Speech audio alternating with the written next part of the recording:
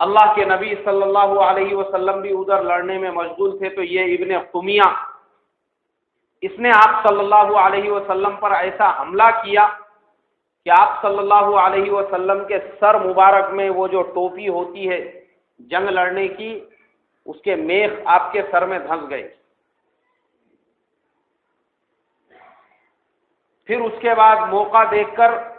ایک پتھر اٹھا کے آپ صلی اللہ علیہ وسلم کی طرف پھینکا، جس سے آپ کا ہونٹ مبارک زخمی ہو گیا اور ایک دانت شہید ہو گیا غزوہ احد کے اندر، اور آپ پیچھے گڑھے میں گر گئے۔ صحابہ اکرام رضوان اللہ تعالی علیہم اجمعین نے جب یہ منظر دیکھا تو دوڑتے ہوئے آئے۔ حضرت سعد ابن ابی وقاص رضی اللہ تعالی عنہ، حضرت ابو عبیدہ ابن الجراح رضی اللہ تعالی عنہ، حضرت زبیر رضی اللہ تعالی عنہ، حضرت عبد الرحمن ابن عوف رضی اللہ تعالی عنہ، یہ چار صحابی وہ ہیں جنہوں نے ایک دوسرے کے ہاتھ پکڑ لیے اور اللہ کے نبی صلی اللہ علیہ وسلم کی طرف چہرہ کر کے کھڑے ہو گئے۔ پیچھے سے جتنے وار آپ صلی اللہ علیہ وسلم پر تیر اور تلواروں کے ہو رہے تھے، انہوں نے اپنے بدن کے اوپر اس کو برداشت کیا۔ ایسے ہی ان کا نام عشرہ مبشرہ میں نہیں ہے۔ آدمی اے سی میں بیٹھ کے، پنکھے میں بیٹھ کے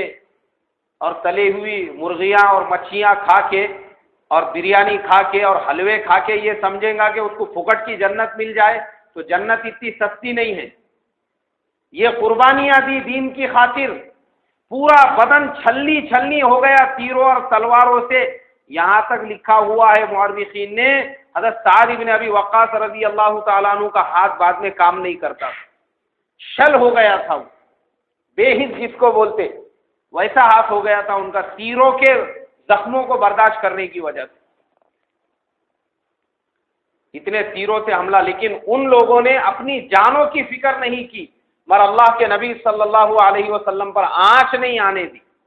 کھڑے رہے، ڈٹے رہے۔ ایک صحابی آگے بڑھے، انہوں نے اپنے دانتوں سے اللہ کے نبی صلی اللہ علیہ وسلم کے سر مبارک میں وہ جو ٹوپی کے